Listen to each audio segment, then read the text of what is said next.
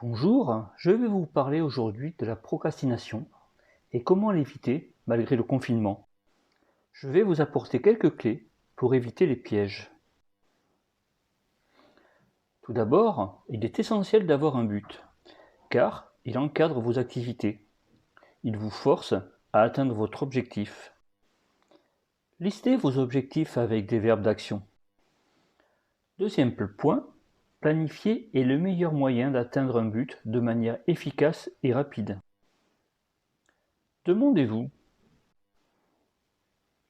à quelle heure suis-je le plus efficace?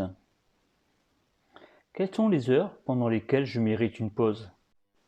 Afin de ne pas perdre de temps avec des nouvelles tâches inutiles ou peu productives, il convient de lister toute nouvelle tâche avant d'en entreprendre la réalisation. Et en plus, lorsque vous divisez vos efforts, vous êtes beaucoup plus performant.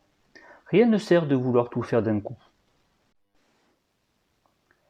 Troisième point, évitez les pièges de la distraction, en aménageant un poste de travail agréable devant votre fenêtre par exemple. Coupez toutes les sources de distraction, cela vous évitera d'être tenté. Quatrième point, anticipez les conséquences. Si le fait de procrastiner est un choix immédiat, il peut entraîner un certain nombre de conséquences graves sur le long terme.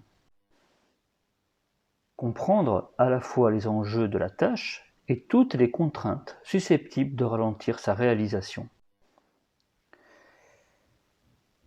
Cinquième point, prendre le temps de s'organiser est essentiel. Cela permet de prendre conscience de la charge de travail. De plus, vous persuader que vous travaillez mieux sous pression est un mensonge à vous-même et aux autres.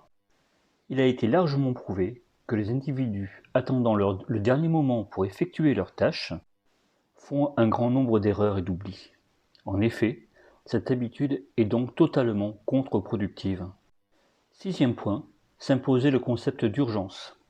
Imposez-vous des impératifs de temps en dégageant des créneaux de travail. Septième point, trouver son propre rythme.